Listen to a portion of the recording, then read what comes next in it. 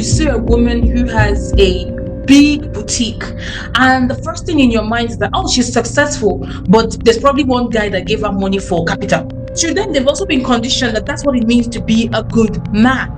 So if you're becoming a good woman, why wouldn't you want to be with a good man? Welcome to today's episode with the inspiring Lolo Cynthia. As an educator and social commentator, Lolo is reshaping conversations around sexual and reproductive health, advocating for early sex education, and fighting gender-based violence. In this two-part series, we unpack what true empowerment means in today's world. Why should someone stay in this conversation and listen to us today? What's your message? What's the why? Well, I think, first of all, this is going to be a very friendly conversation, but I think it's a conversation that borderlines on like womanhood, self-agency, finding yourself, navigating the world that you find yourself in as a woman, and how can you become the best version of yourself, and navigating like our sexuality, because that's also a huge anchor of who we are, and how to take charge of your sexuality in a way that you are not performing for the male gaze, but performing for yourself, and embracing yourself as a sexual being, taking away all the shame and stigma associated with being a sexual person, and looking at it from a positive lens. So for me, I think those are some of the things we will talk about, and I hope that women who listen to it would be empowered after they leave the conversation and excited to navigate the world with a new prism or a new lens that they, that they can take from this conversation. Yeah. Thank you. Yes. That's, for me, I am personally so excited because I have so many questions, and those questions are actually for me personally, my personal questions that I'm always seeking answers to. And I'm wondering, like, you were born in Nigeria. Were you born in Nigeria? Yes, I was. What was this space like for you? And how did that upbringing or that environment, the ecosystem, how does it shape now what you're doing? Well, I was born in Nigeria, but I'm Igbo, so I think there's also layers to it. And I grew up in a very Igbo-dominated like environment. So my neighbors are Igbo. Everybody is Igbo. Basically, you're in Lagos, but you're in an Igbo place. And I think as Nigerians, we do have certain cultural norms and social norms. But as an Igbo person as well, and as an Igbo girl, it's much more patriarchal in nature, in the sense that there is a blueprint of how you're meant to navigate the world as a lady. Basically, you go to school. By the time you're doing your NYSC at 25, you should already have a suitor. By then, you should be getting married, or you should get pregnant. So by the time you're 30, you should have 2 or 3 kids. Your husband can either be someone who lives abroad, who, probably takes care of you in Nigeria. Maybe after a while, you guys will meet up there, or he opens a shop for you. So it doesn't matter what you studied. It's just good to have that as a certificate, because your husband is going to obviously do something for you that is more aligned with being a woman or being a good mother. So those are like blueprints of how you're meant to navigate the world. And I think I also internalized some of those things growing up, but I've always wanted more. I've always been someone that, I like things. I've always been ambitious, and it's not something I've ever hidden. I love being ambitious. And I think for me, when you learn that to be ambitious as a woman is to navigate the world through men, because proximity to power is what they call power, and your association with a man is what gives you validity in the society. So it really doesn't matter how much you have achieved or where you are in life. Are you married? Are you a mother? Those things, like, those are the things that really give you value in a society, and also among women in your community as well. And when you're an Igbo woman, like I say, marriage is such a thing. That is like an anchorhood of womanhood as well, and then motherhood. So for me, navigating the world through that lens meant that even if I wanted to be ambitious, I had to curb it and look for men that I could partner with, that I could kind of, will I say, pour my ambitions into. without feeling like I'm kind of like losing myself. So the power couple kind of thing, you find a guy that has basically what you think you want for yourself. But then if you tell him what you want, he can do it, he can bring it to life. And then you can be his woman who is navigating from the back, what they call the invisible power. So I think that all those like it was just the social norms and gender norms and social sexual ideologies of what a woman is meant to be and how I'm meant to navigate the world. And I was just trying to find my way in it and trying to find a way that I could win in this, will I say, in this structure. But growing up and trying to unlearn a lot of things is really what got me into what I do right now, which is around sexuality, gender, and womanhood. It's that through my process of unlearning and relearning, I wanted to take my sisters along with me on the journey. So when I learn something, I just want to share it with other people. When I learn a new narrative or I unlearn a certain lens or way of living, I always want to share people that I learned this and this is what I'm gaining through this, or this is the struggles that I have, and I'm recognizing the struggles of what it means to not live according to patriarchal norms and maybe the punishment that comes with it. So just really teaching people about my life journey truly. And because I love to read and I love to learn, you start to read and start to see that this is not something that's an isolated case. It's not just happening to me. There's so many other women in different cultures that are also trying to unlearn certain paradigms that they have been conditioned to accept of what it means to be a woman or what it means to be a strong person in the world that we live in. So I think that like that upbringing and just trying to get out of that prism and find myself is really what got me into the work that I do right now. Wow, and thank you for sharing this because it's not just Igbo, you know? Yeah. Yeah, so I was born in Edo State, and Oh, okay. my parents are were from Edo State, and I lived there, I think, till like 15 or so. So I know the expectations that Mhm. that you have to somehow. And the funniest thing is, like, sometimes it's not like someone tells you this. Yeah. It's just in Yeah. the air. It's just you're baptized into the expectation. So Yeah. you start worrying your own self, right? Mhm. And then they confirm it. So you're so correct. But then I'm thinking, because for me, there's been so many things like that I learned when I was growing up to be true. This was my truth, right? I could fight for that truth. And then becoming an adult and having my own life and I'm like, what? How on earth?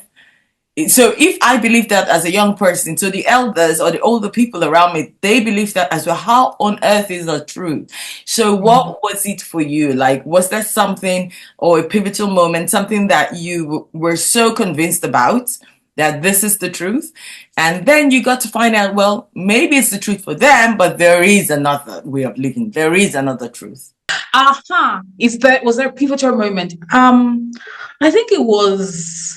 I think there's so many things that happened. So it just kind of like rode and snowballed into each other. But for me, one of the most pivotal, I believe, was when I went to school in South Africa. And I think I was talking to a friend of mine about a relationship that I was in when I was in Nigeria. And I think the kind of stories I was telling her about it, she was just so confused as to how this is a loving relationship. And she was like, girl, that is abuse. And I was like, no, like all of us do it. That's how the guys are. So for me, I think her reaction to my story validated something in me that I'd always known. I'd always felt like this didn't feel right, but I never had the words to say it. And because everyone was like doing the same thing, like your boyfriend is meant to, if he wants to have sex with you and you don't agree, can chase you out, and that's normal because that's how men are. You know what I'm trying to like? This exactly like that's what everyone thinks. So even when I didn't feel comfortable with the notion, I did not have anyone to validate that for me. So her reaction towards what I was sharing really, I think, just like opened something in my brain, or the blind spot that I'd always had. She put a light on it, and I was like, that is so true. And during my time in university, I had a lot of female friends that were from Zimbabwe or other parts of Africa that were quite open and feminist. Then I didn't even know what the word feminist was. So, but these are just people that were very liberal, sexually liberated, and we would have like conversations together and talk about these issues. And my university assignments or essays, started just leaning towards these issues like what is gender, teenage pregnancy, relationship. And I was doing a lot of research. So for me, I think merging my lived experiences with academic research was really something that was quite fundamental in my unlearning process. And then having conversations with other women from other parts of Africa who didn't grow up with certain conditioning, who just allowed me see that there was a different way of living was very important. And for me, I think one of the biggest lie, in quotes, that I unlearned or I realized it was a lie. I think there are a number, but the first one is that men were protectors. That's one. That's one. You unlearn that quickly. And then two is, as a Nigerian woman, I think that was quite fundamental, is that you don't need a man to achieve success. I think that was very, very instrumental for me because, for example, you see a woman who has a big boutique, and the first thing in your mind is that, oh, she's successful, but there's probably one guy that gave her money for capital. Yes. It doesn't matter what she has done. Subconsciously, the narrative, or even through like you watch Nollywood or the movies, is that there is one guy somewhere helping her do it somehow. So for me, that was one thing that I quickly unlearned, and it's a lie. And it's propaganda, and it's something that they use to condition women to let them know that no matter how much you want to succeed, you do need the support of a man to open those doors of ambitions of success. So that was one thing that I really learned, and it freed me because now I never have to think about something that I want to achieve and wonder who's going to help me get it. Yeah. I just automatically, exactly. I automatically see myself as the one getting it. And I think that was something they taught us as women, to outsource our ambition, to outsource our drive, to outsource our dreams. Like if you want to do it and there is no guy there, it's just not possible. So the time and energy you use towards focusing on this dream, writing your proposals, having meetings, you split it with looking for the person who is your network, who's going to be your, will I say, blesser. Somebody that's going to open the door for you. And I think it's also a mindset or a conditioning that even happens with guys. I think that just in Nigeria, there's that thing of I've forgotten the word that we call it, but you don't know who's going to open the doors for you. Like, so people are always, you go to church, they're praying for, I need a blesser, I need someone to do, going to say. So for women, obviously the conditioning is now that it's not a woman, it's a guy that will be the one that will open the door for you. But in reality, for me and a number of women that I know, the people who have been called their blessers or their angels have been other women. Funny enough, it's other women. But if you don't unlearn that thing of thinking it's going to be a man, you don't even see the other ways that women in other parts of the world or in your life can support you. And even if they do support you, it's very easy for you to undermine that support because it's like, I should be woman now. But if it's a man now, that it's like, it's a man thingy. And I'm going to use another example, like a girl who is maybe going through financial times or maybe going through an issue with her relationship is housed by her friend. She will call her friend and say, please, can you let me stay in this place? The friend will support her, you will eat and all that. And then when she finds a guy, it's very easy for that same lady to say that no one has ever helped her in her life. Women are their biggest, women are the ones that bring you down.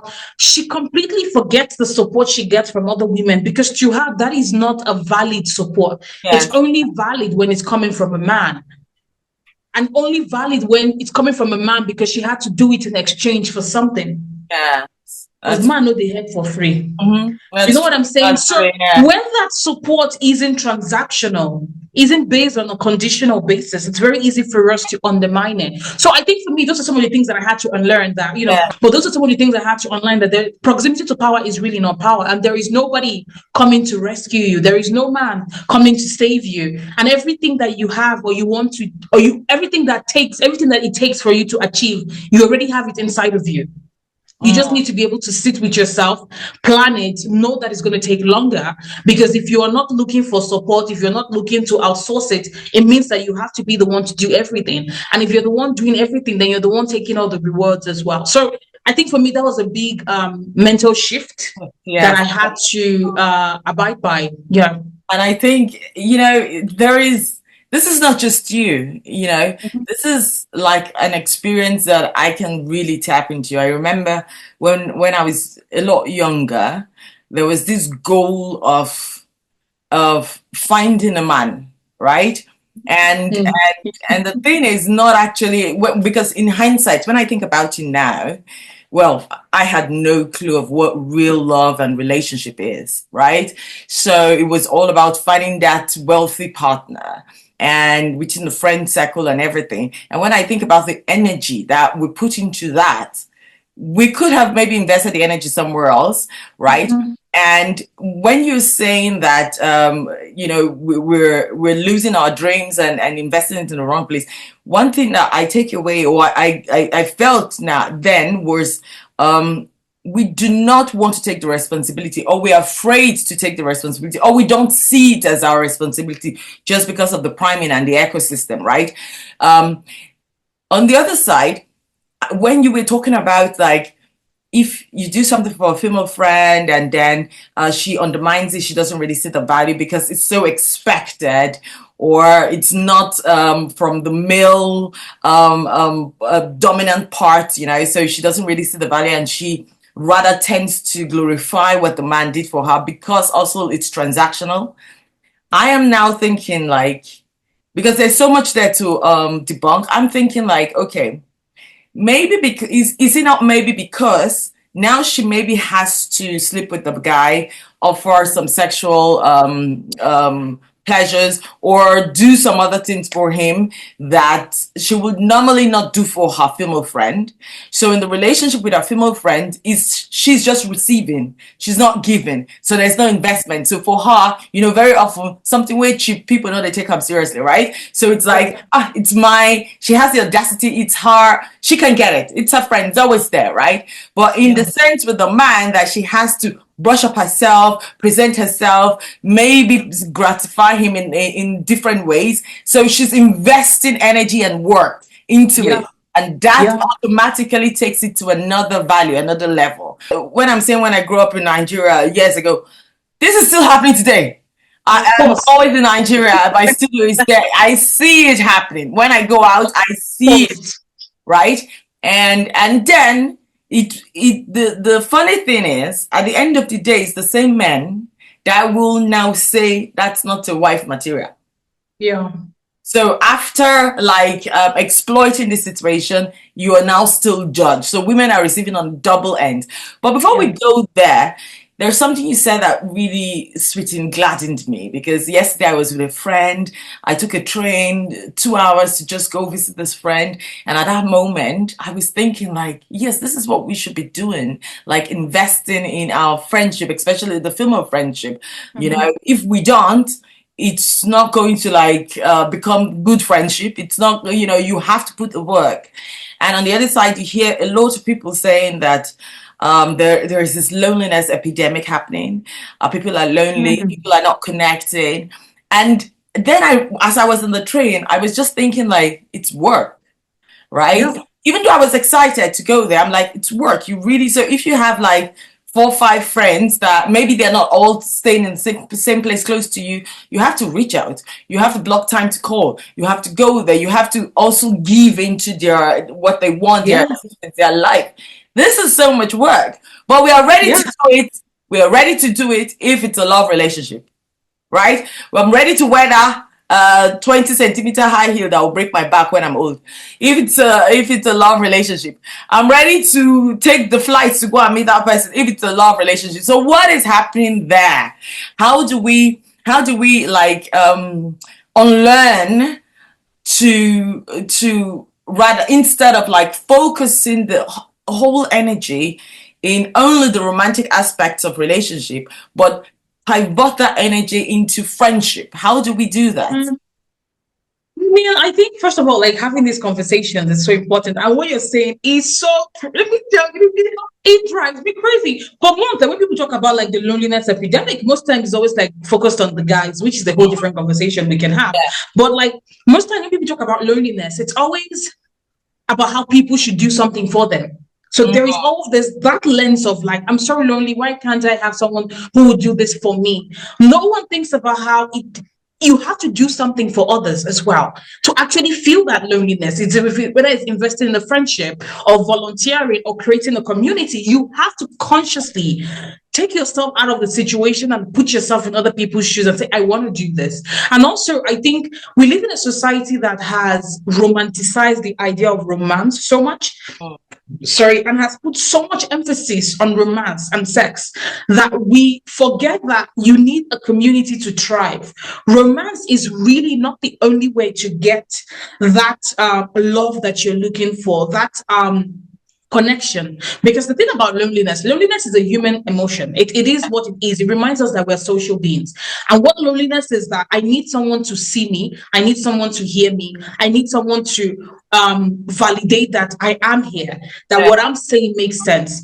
That is not something you need in romance. But because of we've been taught that the only kind of relationship that can validate us, that can give us some feeling of, some idea that we are being seen is romance, boyfriend, girlfriend, whatever that is, we tend to undermine friendships. But again, any woman that you speak to that has good friends will tell you her friends are quite literally the anchor of her life. It is not romance. Romance that lasts is a relationship where the two people in it are actually friends. It is not the romance that keeps them together. It is the friendship that keeps them together. So most times that it's about us demystifying it. And I think it starts from teenagers, where you have to tell them it's okay to have friends of different sexes. It's okay to have a girl that's a friend. It's okay to have a boy that's a friend. Yeah. It's okay to, do things with your friends that you would want to only do with your partner. Sometimes we also hold out on life because we want to do this with someone that is, romantic, someone that has sexual interest with us, that we don't do the things that we want to do alone or even with friends. And it's so interesting, again, when you talk to married people, when you hear how lonely they are in their marriages, you have to start asking yourself, what is going on? It's because those people, they are actually not friends. So friendship and building a community is invested. It's about putting in the energy. It's about putting in the time. When you think about our parents or parents' or the aunts in the village, that whenever there is something happening, they have people. You think it's not, they invest. When this person's mother dies or whatever it is, they are there, consoling her. That's community. So when something happens to them, they have a whole community that's also there to come and share it with them. When you're doing your wedding and it's a traditional wedding, are you not confused where all these village people are coming from to join in the wedding? They don't know you, but they know your mother or they know your aunt. They because they too, when it's their own family's wedding, they go there as well. Yeah. So for us, when it comes to loneliness, I really think we need to move away from this idea of romance being the only thing that can give us that feeling of warmth that we want, and I think movies do this, where we're looking for the one. We must find dude, there is no the one. There is no the one. There is never the one. There are so many the ones. And the one, the person that is your soulmate does not have to be your romantic partner. It can be your sister. It can be a friend. So there's so many aspects of us as human beings that we need fulfilled. That if we streamline ourselves and say, hey, it only has to be romance, or it only has to be sex, we're really depriving ourselves of certain connections that we can get and certain, love that we can receive from other people that are not romantically involved with us or sexually attracted to us. So and I think when you were speaking, I just realized also that probably our expectations are sometimes misplaced, because when we get into a relationship, be it a romantic relationship or just a friendship, we tend to pour or expect every aspect of our being and ourselves to be reflected from that person. So that relationship now is going to solve all the issues we have in our life. That person is going to be the person that loves to go to the cooking class with us. That person is going to be the same person that loves to go hiking with us. That person is going to be the same person that will hold our hand when we're down. It's still the same person that would do this. We tend to put all our needs, because if you compare it to indigenous communities before, there's a saying that it's a village that raises a child. So growing up, you had all those people around you, right? Yeah. But right now, also because of the age that we're living in right now, we are very much disconnected, even though we think we're very connected. So we don't have that access anymore to have so many people around us, and everybody has their life to take care of and things to do. So we don't have that access. So, and especially if you're an adult and you move to a new place, for example, because it's a lot easier growing up in secondary school, you meet some friends, and they change and everything. But when you're an adult and you've actually like come to a stage in your life, and maybe some of your friends, they're doing something totally different, you guys are not connected anymore. How do you still make friends, right? How do you, because if you're looking for like a relationship partner, there are lots of ideas of, oh, go to that place, go to that networking, do that, and do this, talk to the person, approach the person. But we don't have all these techniques when it comes to just friendship. I just want him to be my friend. I just want her to be my friend. I fancy the way they behave. I like the way they behave. How do I approach that person? Okay. I mean, honestly, so many things you're saying are just like sparking a lot of things in my mind. First of all, just like you said, in the time that we live in, modernity has taken everything. So we don't even have the luxury of having that community around us anymore with the Japa syndrome, like what people say, everyone is leaving their country. And even if you're in the same country, people are moving from like the community that they lived in into like the suburbs, into the city because of capitalism. Everyone is trying to work, So you can find that people are living in a community, but they don't even know their neighbors. So that's an example you get. So we're really so disconnected from our community. And then social media came in to give us the allure of community, the idea that you have a community. But many people, as humans, we need third spaces. And as much as we're online, we're chatting, we're seeing people, it's also one of the things that's sparking the loneliness epidemic, is that you are just connecting with people online, reading what they tweet, but you haven't had that human connection. You haven't sat down to talk to them. You only see snapshots of their life, which is what Twitter is, or Instagram. Those are curated 5-second snapshots of their life. You don't know them. And even with things like WhatsApp, it gives us the illusion that we're close to each other. I could be like, oh, I haven't spoken to you in a long time, but I know what's happening in your life. But what do I know? I only see your WhatsApp status. I don't know. So people say, you're having so much fun. I'm like, dude, that was just one day. I just posted one. You even said, like, it's the illusion that you're close to somebody. But then when you sit down and learn, you realize you don't know anything. You haven't spoken to someone. There is no one that knows about your day. There's no one that can say, that person you were talking about yesterday, what happened now? Like, those follow-ups are the things that give you that sense of community. So we don't have that anymore. And in terms of the question of like, how do we even have friends? Like, as an adult, how do you like make friends? I genuinely, first of all, I don't have a problem talking to people. I'm a learner, so I don't have like a lot of friends, but I do have acquaintances, which is okay for me. And like you said, if you see someone and you like something about them, I genuinely don't think there's a problem with saying, hey, I like this thing about you, or this book you've been reading, is it nice, or something like that. Like, you don't have to start with, I want to be a friend. It's starting with complimenting them about something that is so unique to them that you recognized. And that would prompt the other person to recognize that, oh, okay, this person sees me. Because that's what everyone wants. Like, you see me. Oh, I saw that you wore this shirt like last week. I actually liked it. I wanted to come talk to you about it, to ask where you got it from. That already sends a message that you see them. So if it's thinking about yourself in the way you think about the other person. Like, if someone comes to me and tells me that makes me feel good. That's a conversation starter. And I think we've also lost the art of small talk.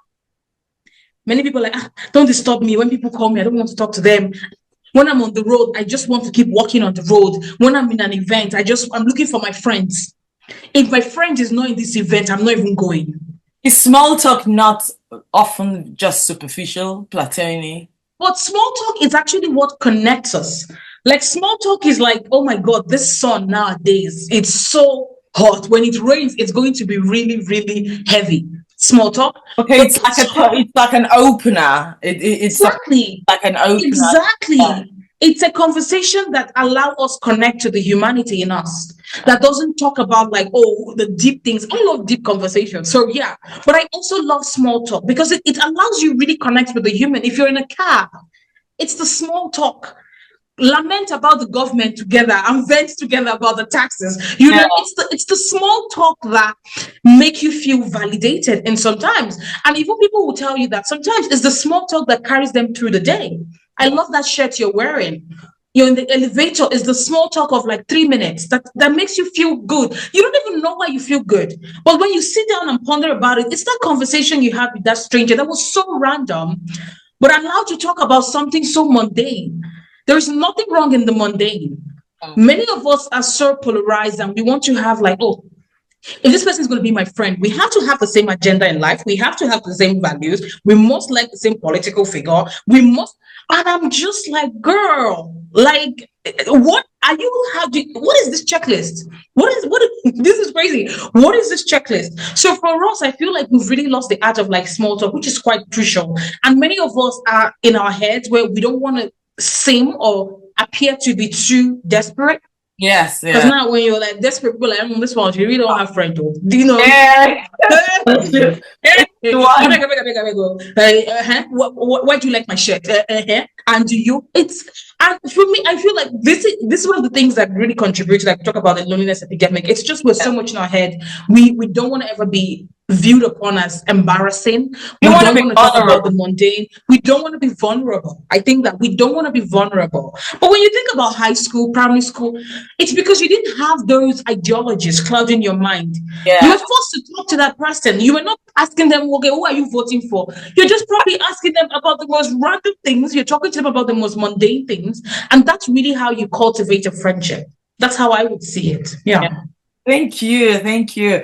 You're so correct. Like finding openers for conversation openers, really being able and willing to be vulnerable, to be ready to take no, you know, finding friendship and building it is something that's so important for longevity, for our health, right? Yeah. And on the other side, being a woman or being female, you are primed to become the gender good woman, right? Good woman in the sense that, especially in marriages, when you are married, first of all, you have to be a good wife. And there is an idea, general idea of what a good wife is. We believe that we're in the 21st century and we've moved on from this and everything. But I see that there are still so many situations, so many women that are in relationships, that are in marriages where the drive is to be a good wife, because that equals to a good woman.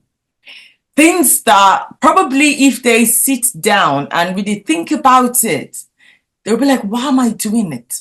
You know, I'm killing myself here. But you won't dare think of like complaining, pushing back, saying no, because you want to be submissive. Even from the religious aspect, there is the propaganda of a good woman is submissive. There is even a saying, behind every successful man, there is a woman. You know, all this somehow tends to, when you see your mothers doing it, you see your aunties doing it, then you see maybe your friend doing it, tends to make you feel like if you don't do it because it doesn't feel right with you, then you're not a good woman. So how do we debunk this perspective? How, for young people to start understanding themselves and how to show up in society? Well, the label of the good woman, one of the reasons why and this is me just thinking out loud, one of the reasons why a lot of women hold on to that idea or identity rather of a good woman, a good wife, is that it has privileges. Is that it comes with rewards. It's like, that's just really what it is. So if you're told from when you're a child that this is what it means to be a good woman, because if you're a good woman, you're going to be a good wife. And if you're a good wife, you're going to have moral standing in the society. I mean, people get married and they don't want to talk to their single friends anymore. So there's certain, it takes you up the social ladder when you are viewed as a good woman. But the thing now is that you lose a lot of yourself because you're molding yourself to be a good woman. And it's so easy to lose that status of a good woman. So because they raise the bar every year. So you have to keep on pushing to be a good woman. So for me, the one thing I don't buy into the good woman. I mean, listen, I'm not. I think anyone has heard me talk already knows that I don't even understand what that means. But for me, I think with young women and even ourselves growing up, is to ask ourselves, what do I like? Mm. That is the first thing. Like, what do many women don't even know what they like? Like, so that's in what do I like? What do I want to do? Who Mm. do I want to become? What kind of relationship am I looking for? And when you begin to actually sit with yourself to have this, internal dialogue, it's easy for you to now understand your identity as a person, the things that drive you, the things that you're passionate about. Some of the things might align with what society deems to be a good woman. Some of them might not. So really understanding who you are, what it is you want, what kind of relationship you want, what kind of mother do you want to be, what kind of woman do you want to be, do you even want to be a mother? Having those conversations with yourself, and they are brutal, they are painful, because it's one thing to now know that this is like you could say I don't want to be a mom. If I know I don't want to be a mom, but I'm still so scared to step into that identity of myself as being child free, I'm going to put myself in a position where I still become a mother and I don't like it. Mm. And then you're stuck. So sometimes when they say ignorance is bliss, it's actually good. It's actually true. Because sometimes it's better not to know. So it's like when you have those painful discussions with yourself, it's not taking it to the next step and saying, how do I become this person? And that's where you start to unravel and unlearn a lot of the things of what it means to be a good woman or a good wife. And it's so interesting because the moment you step into your own agency and your own autonomy, you're able to attract the people who like you for who you are, Yeah. not people who like you for what you have presented yourself to be. Because a lot of men also still have to deal with this to be a good man, to be a strong man. A lot of men don't know what they want, who they are, what they like. They are performing masculinity. Masculinity, like they say, is like a mask or an armor. You wear it. Mm. And you have to act as to how they believe you're meant to be. You don't know who you are. Mm. So for a lot of us women, it's really unlearning, relearning, sitting with ourselves and saying, what do I like? What don't I like? And also accepting the fact that you will not be liked by everybody. Because as a woman, there is this conditioning of like, you want to be liked. I want people to like me. But Yeah. once you accept that, I don't care if you don't like me.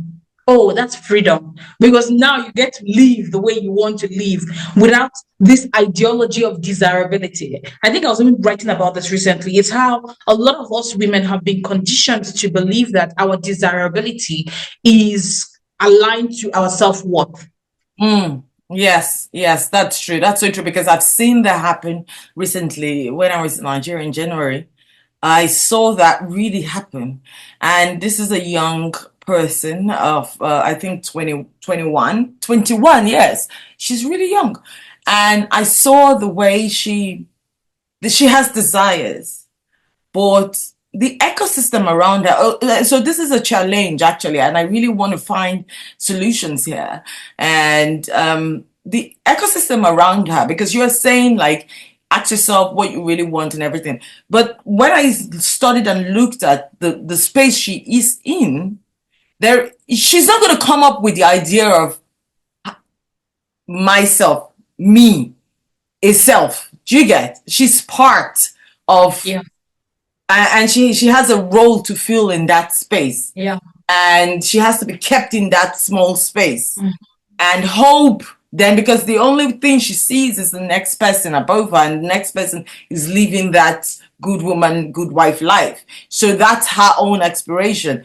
And when I took some time to sit with her and start asking some questions, it was a very painful long conversation, because that was when I realized that she doesn't understand or accept her existence as a person, independent person, right? So my question is now, like, are we not just primed sometimes? Not all of us. We have lots of strong women on the African continent. We have women that are doing their stuff. They know their stuff and everything. But on the other side, you have women that don't have access to this knowledge. So are they being primed? And how can such women have access, or young girls have access to this knowledge? Because we live in a society where, for example, just the educational structure has already created social status, right? And even looking at the background of this young woman, I now saw, okay, the school she even went to did not give that space at all for her to find or know that she exists as a single person as well, within that community. And then the things she's doing in her free time is also embedded in the whole, right? So she doesn't even have access to finding an identity. And there are young women, young girls that are brought up in this ecosystem. Also, maybe for their own protection, they say it's for their own protection and everything.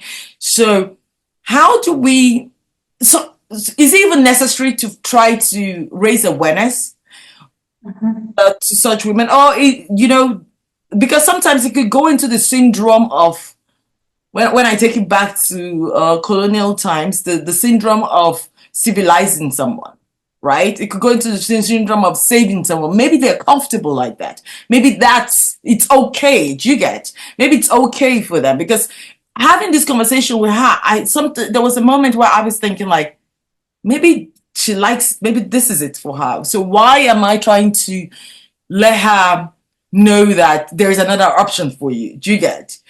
So is it necessary for us to debunk it for some people that have accepted that as their fate? Or are we not intruding in their ideologies and their lifestyle? And if it's necessary, how do we do it across social status, right? Not only people that have access to other communities or other ideas. How do we do it across social status? Yeah. Well, life is unfair, right? Yeah. Because that's the bottom line of what it is. Life it is unfair that there are so many women just like myself who have goals, who have ideas of what they want to do, who dream of what they want to become. But then they are living in a community where maybe they are the 14th child or the 20th child of a polygamous family in a village where the only way that they can even eat is going to the stream to fetch water. The circumstances of which you find yourself as a human being also definitely plays a part as to the kind of ambitions that you give yourself the permission to achieve. I think that's the difference. It's not, as children, we start to imagine, we start to fantasize.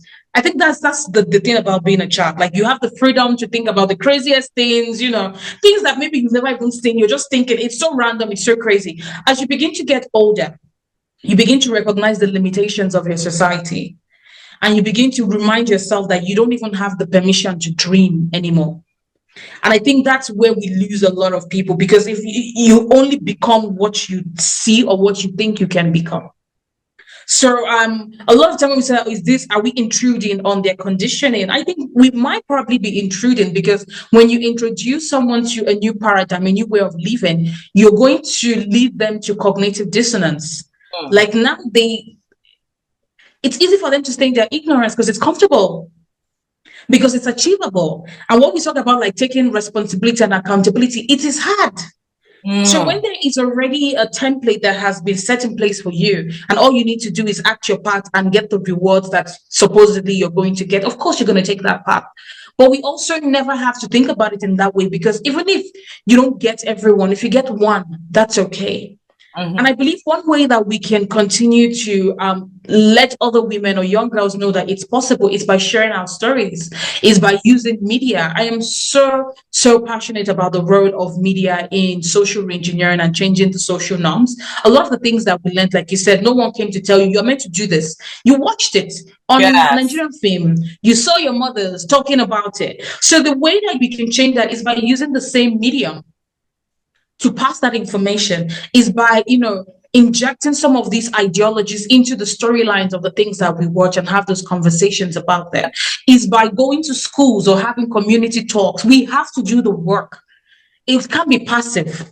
It has to be an active, conscious decision. The conversation you had with that girl, you might think that she might not take it, but at least it has opened up a new paradigm. She might not do anything at that moment, but you've given her a new way of thinking. It's not up to her to decide. And what that does as well is that when she's having a discussion with someone, she has another reference of life to look at that issue from. So it's something now that has opened up her world and increased her knowledge bank. And I believe that that's some of the things that we have to keep on doing, keep using our voices, keep sharing our stories. I talk about how women like me don't get to where I am. Like women, Igbo girl, first daughter, grew up in Agopota. Like the life I'm living, I'm not meant to be living it. But that's also one of the reasons why I have to live it. And even if I like a very private life, once you come on my social media, you don't know anything about me, you know my work, except I share something, you don't know my life. I have to sometimes fight myself to share something about my life, to share my apartment, to tell you, oh, I live in a 4-bedroom apartment and I am 29 years old and there is no man and I'm paying my rent. It tells you that it is possible. And I think that's where hope comes in. That's where faith comes in. So I think for us as women who have been able to achieve a medium of success or what we believe is success, whether it's material success, emotional relationship, whatever, we need to sometimes give people a glimpse. You don't need to open your own life, but you're competing with other people who are showing you that, hey, if you marry this rich man, he's going to take care of you. He's going to, like, you're competing with that. And those guys are loud. And they show you the perks a lot. They tell you they're going on this. Of course, if that's what you see, that's what you want. So sometimes it's about us using our story to inspire people. It's about being conscious about going into these communities and talking to them. I mean, and letting them know that there are other ways of being. It might take a while to unlearn that conditioning because it's really deeply rooted, but at least now they know that it is possible. And for some people, just like my story, it validates what they've been thinking about themselves. Sometimes you have dreams. You want to do this. You want to be the first person in your family to do this. You want to, whatever it is you want to do in your career. But there is no one that has said, I trust you. You can do it. If no one has said it, sometimes you don't even think it's possible. Yeah. So I believe that those are some of the things that we need to start looking into and recognizing that it is going to take work, but are we ready to, do the work that it takes to really empower and liberate the other girls and women in the different parts of our communities? Yes, you're so correct, especially about the fact that we have to provide an alternative, a new narrative, something where they can be like, okay, this is not the only way. I can take responsibility of my life. I can find myself. I can live with my values, redefine what my values are. But these are so begs for the question of, we live in a society where 50% is male, 50% is female. So what is the responsibility of the male? And we can't change our society if the focus is just on the women, if it's just on the female side, right? It takes a whole lot to make this the way we want it to be. Men are all, because sometimes I even feel like when I see young men that have not, like maybe they're in their 12, young boys, 12 to like 18, 19. Sometimes I'm already even feeling sorry for them because the expectations that we put on them creates who they now become, creates sometimes this toxic masculinity. The expectations, exactly how we do with women, we do exactly the same with men. But if the society needs to elevate and change and there has to be a balance, we can't only say that we will educate women and everything. We need to educate men. Yeah. So what would you even define as toxicity when it comes to masculinity? Because even the more dominant and masculine you are, even as a woman now, not even appreciating your feminine side, but just being more like dominant, that's a strength. That's already seen as strength, right, in our society today. So how would you define masculinity, toxicity in masculinity, and do we need to address the young men? I completely agree with you. I think that we can get healthy change if one part of the society is abandoned, in quote. But also you need to think about it and think about, like, when you say we have certain ideologies of what a man is meant to be, who they should become and how they should act. Who has those expectations? What system pushes that? It's patriarchy. Yes. Like, so it's like, when we say how do we make sure the men are part of it? The conversation is that, what are the men doing? We're having this discussion is really focused on the girls and women. It's because I'm a woman. So I'm thinking of the girls. So we need to now have men who are standing up and say, hey, like, dude, like, the way society has conditioned us to be or to act is really not healthy. We're exhausted. Is there a new paradigm? Is there a new way that we can become? Because you have to think about it, because of sexism, men listen to men more than they listen to women. So when we talk about the women need to help the men don't want your help. It actually furthers the toxic masculinity in men when they realize that the people who are there to support them are women. Because then to them, in their brain, it's like, am I so weak that it's only a woman that can help me? So you, as a woman, you come in, you have the best intentions, but because of the way they've been conditioned to see women as inherently less, when you come in to support them, to them, you are actually validating to them that they are weak. I've not thought about it that way. Yes, but So what we need is actually men talking to other men, because that's what validates to them that they are masculine. That's just the thing. So when they're like, you're ignoring, where's the boy child? The boy child is desperately craving for a father figure. So when we talk about what is the toxicity is the heightened expression of masculinity that patriarchy has told men that they have to become. The idea that you have to be aggressive and dominant and overbearing, and your power has to be zero sum.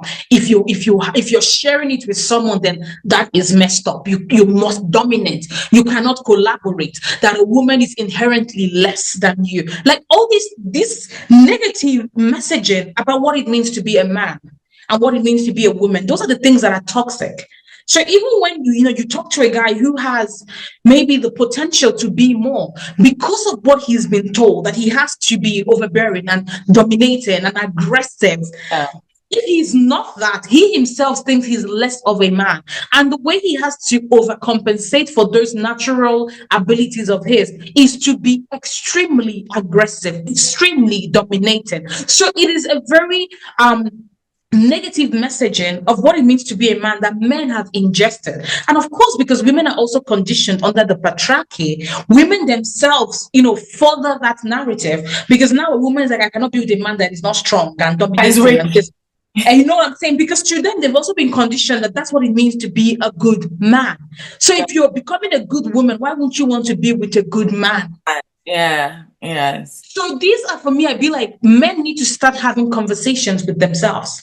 Fathers need to start having conversations with their sons. But when you think about it, the fathers, the uncles, they too have the negative messaging. Yes. So we need a new crop of men who are willing to start, again, being conscious and active about creating communities with men.